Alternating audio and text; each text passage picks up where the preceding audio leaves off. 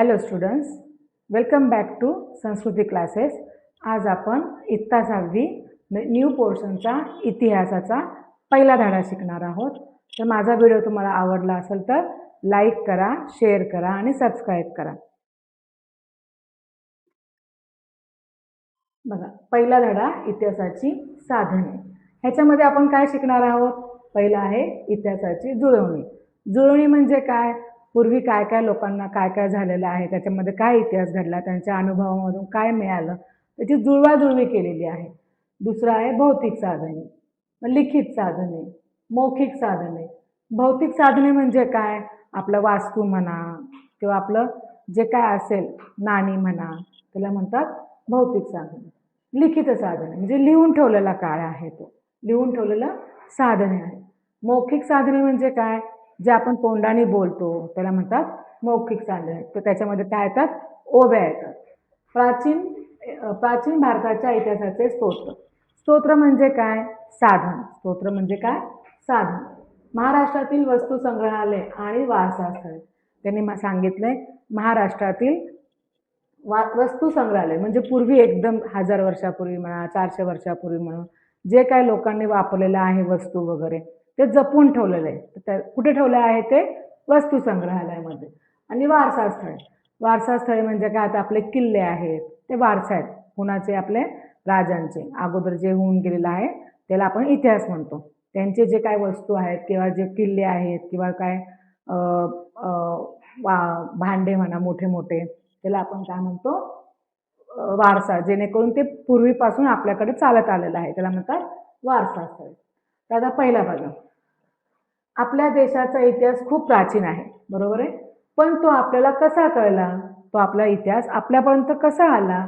आपले पूर्वज कसे राहायचे? म्हणजे आपले पूर्वज म्हणजे आपले आजोबा, आपले वडील, वडिलांचे वडील, आजोबांचे वडील, तर आपण पंजोबा म्हणतो. पंजोबाच्या नंतर काय आले? खापर पंजोबा. हे लोक त्यांच्या जीवनात कसं राहत होते, त्यांचा इतिहास, त्यांच्या जीवनात घडलेल्या घटना, त्यांची संस्कृती, समाज आणि राज्यव्यवस्था. समाज म्हणजे काय? आता आपण कसं आपापल्या समाजामध्ये राहतो, आपल्या समाजात काय चाललं ते आपल्याला समजतं. कधी समजतं? जेव्हा आपण समाजात जातो, त्यामुळे ते आपल्या तिकडच्या सगळ्या गोष्टी समजतात. राज्यव्यवस्था यांचा अभ्यास केला जातो. तुम्ही एका किल्ल्यात फिरत आहात. कल्पना करा, तुम्ही एका किल्ल्यात फिरत आहात. अचानक तुम्हाला जमिनीवर एक नाणं सापडलं. नाणं म्हणजे कुठलं तरी एक पैशासारखं असणारं नाणं असेल. किंवा एखाद्या भिंतीवर लेख कोरलेला दिसला. भिंतीवर म्हणजेच दगडांवर काहीतरी तुम्हाला कोरलं दिसलं. एखाद्या झाडाच्या मुळाशी दडलेला खापराचा तुकडा दिसला. खापर म्हणजे काय? खापर म्हणजे मातीच्या भांडीचा तुकडा. तर तुम्हाला नक्कीच प्रश्न पडेल की हे कोणत्या काळातील असेल. याचा अर्थ कोणत्या काळातील असेल? याचा अर्थ या वस्तू आपल्याला भूतकाळाची कोणत्या गोष्ट कधी घडलेलं आहे ते सांगू शकत आहे. याच प्रश्नांची उत्तर शोधण्यासाठी आपण इतिहासाच्या साधनांचा अभ्यास करतो.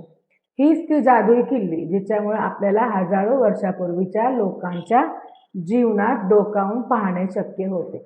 जादुई किल्ली म्हणजे काय? इतिहास. जादू किल्ली म्हणजे काय? इतिहास. बरोबर आहे. ते आपल्याला समजल्यामुळे, इतिहास समजल्यामुळे आपल्याला मागच्या ह्याच्यामध्ये काय झालेलं आहे ते आपल्याला समजतं. एक, इतिहासाची जुळणी.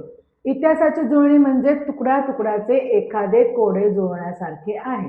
बघा, तुम्ही पेपरमध्ये येतं कोडं. ते आपण कोडं कसं जुळवतो? उभी लाईन, आडवी लाईन, ते शब्द कसे जुळवतात, तसंच त्यांनी म्हटलंय इतिहासाची जुळवणी. भूतकाळातील नाणी. शिलालेख. शिलालेख म्हणजे काय?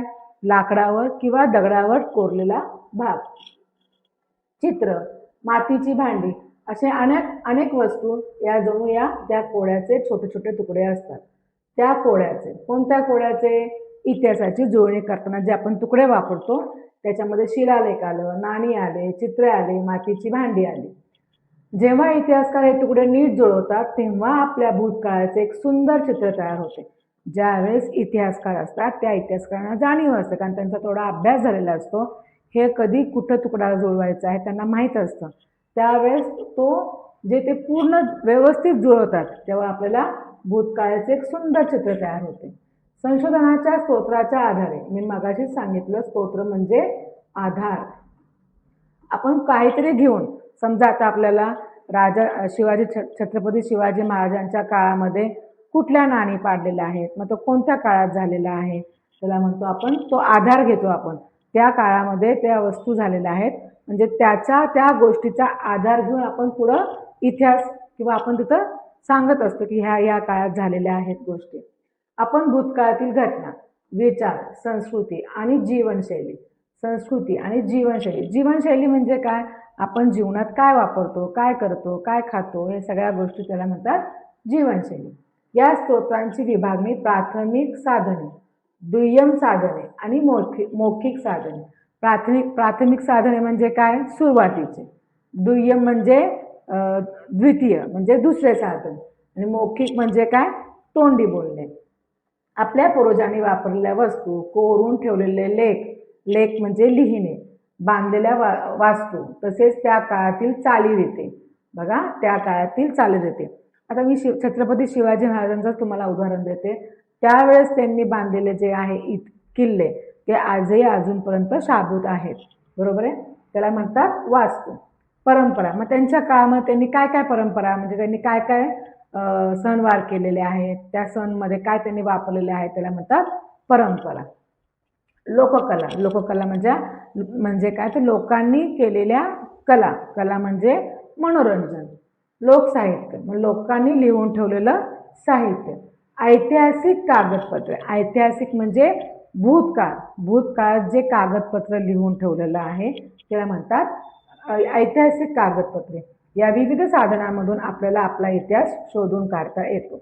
बघा, आत्ता सुद्धा आपल्याकडे शिवाजी महाराजांच्या पत्राचे नमुने आपल्या इथं वस्तू संग्रहात ठेवलेले आहेत. आणि आपल्या तारा राणी किंवा आपली सईबाई, ह्या छत्रपती शंभू महाराज यांच्या सुद्धा कागदपत्र अजून सुद्धा आपल्या वस्तू संग्रहालयात आहेत. त्याच्यावरनं आपल्याला समजतं की त्यांनी त्यावेळेस कसं कारभार केलेला आहे, राज्यकारभार कसा केलेला आहे, तो आपल्याला समजतो.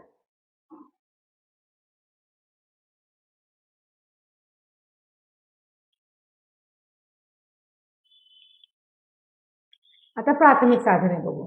प्राथमिक म्हणजे सुरुवातीची साधने. ही साधने थेट संबंधित काळातील असतात. थेट म्हणजे आपण त्या काळात जातो, आपण जी कुठली वस्तू घेतली त्या काळातील आपल्याला समजलं की आपण ह्या काळातली वस्तू आहे, मग आपल्याला त्या काळात आपण स्वतः त्या काळात जातो. उदाहरणार्थ शिलालेख, ताम्रपट, नाणी, मूळ. ताम्रपट म्हणजे तांब्यावर कोरलेली जे काय असेल नाव म्हणा, काय मजकूर असेल ते तांब्यावर. नाणी, मूळ, दस्तावेज, करारपत्रे, पत्रे इत्यादी. आणि भूर्जपत्रे म्हणजे एक पूर्वी झाड असायचं, त्या झाडाच्या सालीपासून त्याच्यावर ते पूर्वी लिहित होते, त्याला म्हणतात भूर्जपत्रे. जुन्या वस्तू, शस्त्रे, जुन्या वास्तू, मंदिरे इत्यादी. आता मी शस्त्रे म्हटले. शस्त्रे म्हणजे का?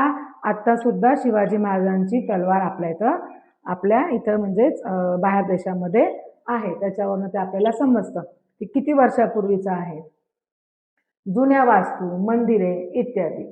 आता बघा, मंदिरे म्हणजे काय? आपल्या इथं भरपूर असे काल्पनिक पूर्वीचे मंदिर आहेत, जेणेकरून काय केदारनाथ आहे, अजून काय बद्रीनाथ आहे, आपलं भीमाशंकर आहे आपल्या इथं. हे खूप वर्षापूर्वीचे आहेत.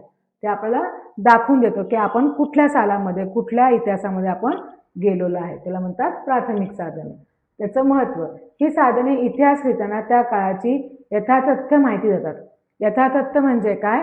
की तंतोतंत बरोबर आपल्याला त्याची माहिती त्यांच्या ह्याच्यावरनं आपल्याला समजते. दुसरं, दुय्यम साधने. या साधनामध्ये प्राथमिक साधनांचा अभ्यास करून माहिती दिलेली असते.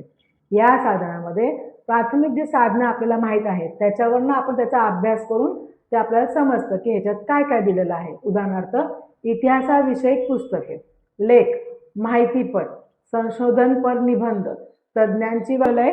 तर ते प्राथमिक साधनावरनं त्या तज्ज्ञ लोकांनी म्हणजे इतिहासकारांनी, जाणकार इतिहास लोकांनी त्याच्यात ते सगळं लिहून ठेवलेलं आहे. तज्ज्ञ म्हणजे काय? त्यांचा अभ्यास तेवढा झालेला असतो त्या लोकांचा. आता महत्त्व, या साधनांमधून इतिहासाची सुसंगत माहिती मिळते. सुसंगत म्हणजे क्रमानुसार. क्रमानुसार तुम्हाला माहिती मिळते. आता आपण कसं एक 2 3 4 असं अनुक्रमणिका सारखं जातो, असं त्याला आपण काय म्हणतो, सुसंगत माहिती. ही साधने संशोधकांनी विश्लेषण करून तयार केलेली असतात. विश्लेषण म्हणजे काय, त्याचा पूर्ण अभ्यास ते केलेले असतात. विश्लेषण म्हणजे त्याचा अभ्यास ते करतात. त्यावेळेस त्यांना समजतं की आपण काय करतोय, काय लिहितोय.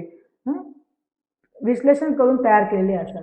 आता मौखिक साधन, या साधनामध्ये भूतकाळातील घटना, परंपरा, संस्कृती किंवा अनुभव तोंडी स्वरूपात पिढ्यानपिढ्या जतन केले असतात. बघा, पिढ्यानपिढ्या. पिढ्यानपिढ्या म्हणजे काय, मौखिक. मौखिक म्हणजे तोंडी बोलणे. मौखिक म्हणजे काय, तोंडी बोलणे. आता पूर्वी लोकांना लिहिता येत नव्हतं, वाचता येत नव्हतं. पूर्वी म्हणजे खूप पूर्वी. त्यावेळेस लोक किंवा बायका घरामध्ये काय करायचे, घरामध्ये पीठ धान्य दळायचे. मग धान्य दळता दळता ते तोंडातून एक काव्य बोलायचे. काव्य म्हणजे त्याला आपण काय म्हणतो, ओवी म्हणतो. त्या ओवी, त्याला आपण काय म्हणायचं, मौखिक. मौखिक म्हणजे मुखातून निघालेले शब्द, त्यालाच आपण काय म्हणतो, काव्य. काव्य म्हणजेच ओवी. हे पिढ्यानपिढ्या जतन केलेले असतात. हे काय केलेले असतात, पिढ्यानपिढ्या जतन. म्हणजे पिढ्यानपिढ्या म्हणजे जे पूर्वीचे सगळे पिढ्या आहेत, ते पिढ्या ते लोक जपून ठेवतात. मग ते पुढच्या पिढीला मिळते, त्याला म्हणतात पिढ्यानपिढ्या जतन करणे.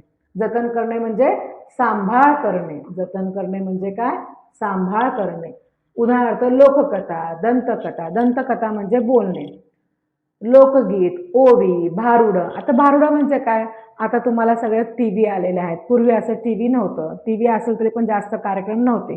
मग त्यावेळेस काय करायचे लोक, जे आपण गणपती बसवतो म्हणा, देवी बसवतो, त्यावेळेस मंडळाच्या इथे कार्यक्रम चालवायचे. मग लोक काय करायचे, भारुडं करायचे. भारुडे म्हणजे काय, त्यामध्ये लोक आता गणपतीचं म्हणा किंवा कुठल्या तरी देवाचं म्हणा, असं पोशाख धारण करून त्यांची सगळी माहिती किंवा त्यांचं एक नाटक बसून लोकांना दाखवायचे, त्याला म्हणतात भारुडं. लावणी. लावणी म्हणजे काय, एक नृत्य असायचं ते. पोवाडा. पोवाडा म्हणजे काय, आता छत्रपती शिवाजी महाराजांबद्दलचं जे सांगणार आहे, ते लोक त्यांनी आपल्या राजांनी काय काय केलेलं आहे त्याची स्तुती. स्तुती म्हणजे त्याच्याबद्दलची माहिती लोकांना कळावं म्हणून ते लोक पोवाड्यामधून ते लोक त्यांची स्तुती करायचे, गीत गायचे.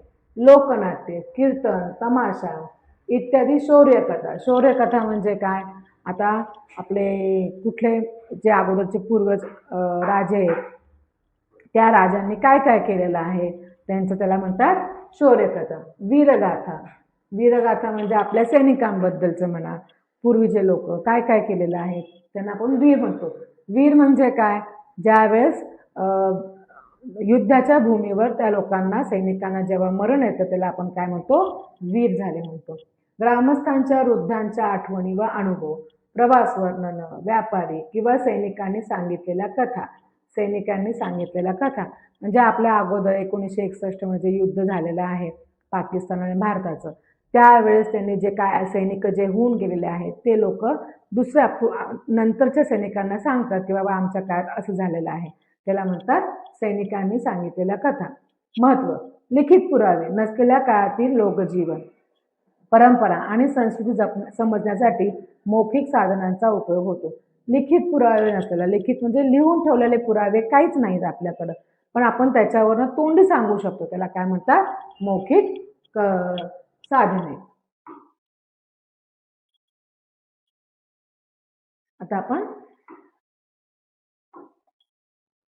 भौतिक साधने. तुमच्या घरातील जुन्या वस्तू तुमच्या घराचा किंवा कुटुंबाचा इतिहास सांगतात. उदाहरणार्थ फोटो, संग्रह, एखादे जुने भांडे, एखादे चित्र किंवा आजीची ठेवण्यातली साडी, हे सर्व एका पेटीमध्ये जतन करून ठेवले जाते. बघा, आपले जे पूर्वज आहेत त्यांच्या सगळ्या वस्तू आपल्या एका पेटीमध्ये ठेवल्या जातात. ती पेटी पण खूप जुनी असते बाळांनो, खूप जुनी असते. आता कसं पेटी प्लॅस्टिकच्या निघाल्यात, पूर्वीच्या पेटी कशा होत्या, लोखंडाच्या होत्या. मग त्यात त्या वस्तू सगळ्या लोक जपून ठेवलेल्या असतात. मग कधी आपला इतिहास आहे तर आपले जे आजी आजोबा असतील ते लोक आपल्या पुढच्या नातवांना ते दाखवतात, हे आमच्या काळातलं असं होतं, आमच्या काळात तसं होतं, ते लोक सांगतात आणि त्या वस्तू पण दाखवतात. त्याला आपण वारसा पेटी म्हणतो. त्या गोष्टीला आपण काय म्हणतो, वारसा पेटी. या वस्तू कशाचा इतिहास सांगतात तर आपण ते पुढे बघू. या वस्तू म्हणजे इतिहासाची भौतिक साधने. या वस्तू म्हणजे काय, इतिहासाची भौतिक साधने. भौतिक साधने म्हणजे जी आपण डोळ्यांनी पाहू शकतो आणि हाताने स्पर्श करू शकतो अशी साधने. भौतिक साधने म्हणजे आपण डोळ्यांनी स्वतः पाहू शकतो आणि त्याने हाताने स्पर्श करू शकतो. म्हणजे आता आपण किल्ल्यांवर गेलो किंवा मंदिरात गेलो खूप वर्षापूर्वीचे, ते स्वतः डोळ्यांनी पाहतो. मग त्यावेळेस ते आपल्याला समजतं की हा हे खूप वर्षापूर्वीचं आहे आणि त्याच्यावर त्या दगडांवर किंवा त्या भिंतीवर कोरलेलं असतं ते आपण वाचतो, त्यामुळे आपल्याला ते समजतं. त्याला आपण काय म्हणतो, भौतिक साधने. या साधनाचा वापर इतिहासाच्या अभ्यासात फार महत्त्वाचा असतो. भौतिक साधने त्या काळातील माणसाचे जीवन, संस्कृती, परंपरा, खेळ, कला, विज्ञान यांची माहिती देतात. ही साधने इतिहास संशोधनात प्राथमिक साधने म्हणून समजली जातात. ही साधने म्हणजे काय, इतिहासामध्ये प्राथमिक साधने म्हणून समजली जातात. प्राचीन काळी माणसाने वापरलेल्या अनेक वस्तू आजही सापडतात. यात शिलालेख आहे, ताम्रपट आहे. ताम्रपट म्हणजे तांब्याच्या पत्र्यावर लिहून ठेवलेले लेख. जुनी नाणी, शस्त्रे, भांडी, दगडी किंवा धातूच्या मूर्ती, जुन्या इमारती, किल्ले, मंदिरे, पाणवठे. आता पाणवठे म्हणजे काय, जिथे आपण लोक रस्त्याने जायचे तर त्यांना जाताना पाणी ताण लागायचं, तर असं रस्त्याला अशोक महाराज सम्राट होऊन गेलेले आहेत. त्यांनी आपल्याला इतिहासामध्ये माहिती मिळते की त्यांनी रस्त्याच्या दुतर्फा जाग्यावर म्हणजे दोन्ही बाजूला त्यांनी पाणवठे बांधलेले होते, जेणेकरून रस्त्यावरून जाणाऱ्या लोकांना त्याचा फायदा होईल म्हणून. ही सर्व भौतिक साधने आहेत. आजही पुरातत्वीय संग्रहात आणि ऐतिहासिक स्थळावर पाहायला मिळतात.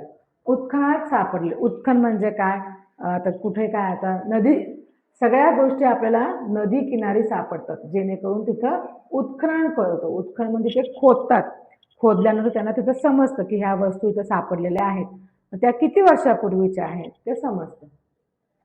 खापराचे तुकडे, त्यासाठी वापरलेली माती, त्यावरील लेप आणि रंगीत नक्षी आणि कलाकृती, यावरून ही भांडी कोणत्या काळातील असावीत, ती कशासाठी वापरली जात असावीत, हे शास्त्रीय पद्धतीच्या आधारे कळतं. शास्त्रीय म्हणजे काय, इतिहासकारांनी त्याची माहिती लिहून ठेवलेली असते, त्यानुसार आपल्याला त्याची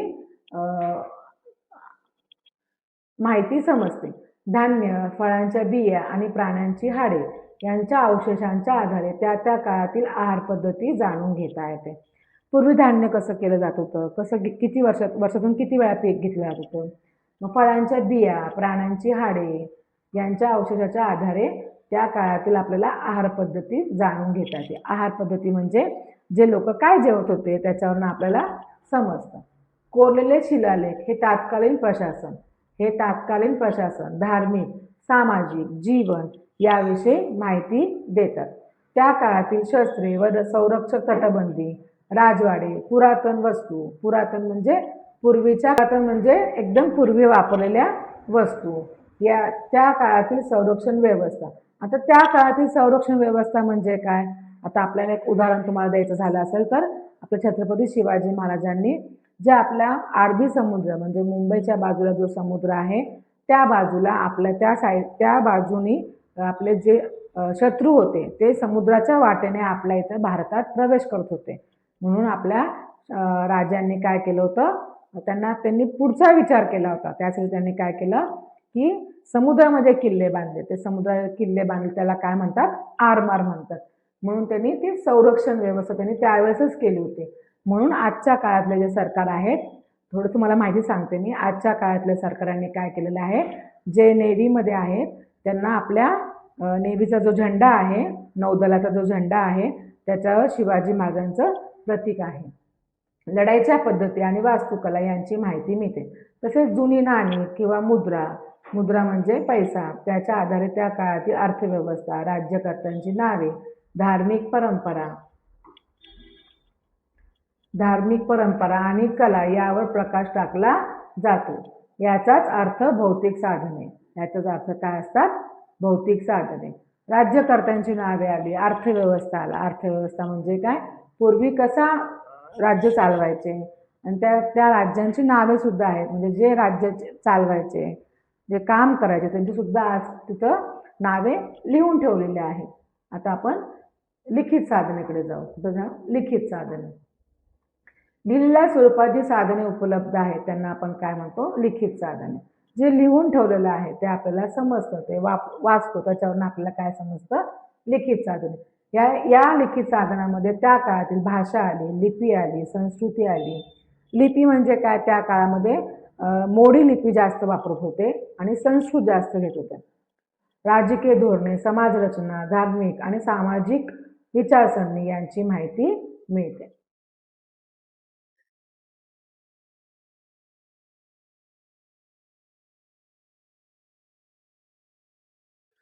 अश्मयुगातील म्हणजेच प्रागैतिहासिक काळात, प्रागैतिहासिक काळात माणसाला लिहिण्याची कला अवगत झालेली नव्हती.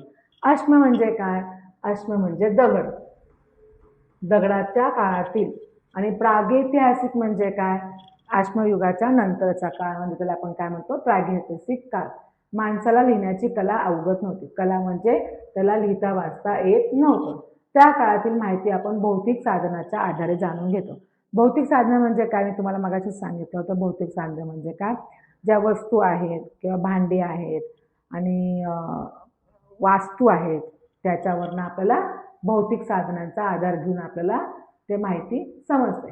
परंतु जसजशी माणसांची आकलन क्षमता म्हणजे विचार करण्याची ताकद. बघा, आकलन क्षमता म्हणजे जो विचार करत होता त्याच्यावरून त्याला त्याची भाषा समजली, ती भाषा विकसित झाली. तसतसं त्याने आपले अनुभव आणि माहिती चित्राद्वारे व चिन्हाद्वारे व्यक्त करायला सुरुवात केली. हीच लेखन कलेची सुरुवात होती. पुढे लेखन पद्धती विकसित होण्यासाठी दीर्घ कालावधी लागला. दीर्घ म्हणजे पुष्कळ, दीर्घ म्हणजे काय, पुष्कळ कालावधी लागला. कालावधी म्हणजेच वेळ. आता माहित आहे का तुम्हाला, इतिहास लिहिण्यासाठी ज्या काळातील लिखित पुरावे उपलब्ध असतात तो काळ आपण ऐतिहासिक काळ म्हणून ओळखतो. ज्या काळात लिपींचा उगम आणि विकास झालेला नव्हता त्या काळाला आपण प्रागैतिहासिक काळ असे म्हणतो. प्रागैतिहासिक काळ म्हणजे काय, मी आता सांगितलं तुम्हाला, अश्मयुगाच्या नंतरचा काळ. त्यावेळेस त्या लोकांना लिहिता आणि वाचता येत नव्हतं, त्यांना ते माहीत सुद्धा नव्हतं. त्याला म्हणतात प्रागैतिहासिक काळ. प्राचीन काळात व्यापारी, प्रवासी, राजे आणि विद्वान यांनी आपल्या अनुभवाच्या, घटनांच्या किंवा आदेशाच्या नोंदी करून ठेवल्या होत्या. नोंदी करणे म्हणजे लिहून ठेवणे.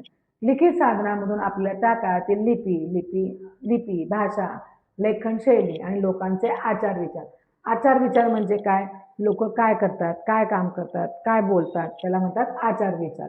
परंपरा व जीवन पद्धती याची माहिती मिळते. त्यातील काळाच्या नोंदीच्या आधारे कालखंडाची माहिती मिळते. कालखंड म्हणजे काय, कोणत्या खंडामध्ये म्हणजे कोणत्या शतकामध्ये, कोणत्या ह्याच्यामध्ये ती माहिती लिहिलेली आहे.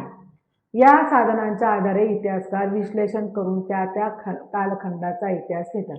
विविध संग्रहालय, ग्रंथालय आणि मंदिरे या ठिकाणी प्राचीन काळातील लिखित साधने पाहावयास मिळतात. ग्रंथालय, मंदिरे मी तुम्हाला मगाशी सांगितलं, आपल्या त्या भीमाशंकर मंदिर आहे, खूप जुनं आहे. आणि आपल्या भारतामध्ये केदारनाथ मंदिर हे आपल्या पांडवांच्या काळातलं आहे असं लोक म्हणतात. बद्रीनाथ सुद्धा आहे, बरोबर आहे. हे सगळं आपल्याला त्या काळात जाऊन त्या काळात आपल्याला तिकडं नेतात. हे करून पहा. तुमच्या आजी आजोबांशी किंवा कुटुंबातील इतर वडीलधाऱ्यांशी बोला. त्यांच्या बालपणीच्या आठवणी, त्यांच्या गावातील शहरातील कथा, सण, उत्सव, एखादी ऐतिहासिक घटना हे जाणून घ्या. तुमच्या आजी आजोबा तुम्हाला सांगतात की बाबा आमच्या काळामध्ये असं नव्हतं, त्यावेळेस आपल्यासारखे टीव्ही वगैरे जास्त नव्हते, त्यावेळेस ते लोक काय करायचे, ते लोक जास्त समाजात राहायचे, लोकांमध्ये राहायचे, त्यामुळे त्यांना तिकडं समजायचं. आता आपण काय करतो, लोकात कमी राहतो आणि आपण आपल्या जगामध्ये म्हणजे आपल्या मोबाईलमध्ये काय चाललेलं आहे ते आपल्याला आंतरजाल म्हणजे नेटवरनं आपल्याला सगळं समजतं. त्याला नेटला काय म्हणतात, मराठीमधून आंतरजाल म्हणतात. आता हा मौखिक साधने आहे. आता इथं मी थांबवते. आता आपण पुढच्या पार्टमध्ये आपण हे शिकवू. जर तुम्हाला हा व्हिडिओ आवडला तर लाईक करा, शेअर करा आणि सबस्क्राईब करा. की आता दुसऱ्या पार्टमध्ये तुम्हाला त्याचा पुढचा पार्ट समजून त्यात तुम्हाला प्रश्न उत्तरे सुद्धा देणार आहे. धन्यवाद.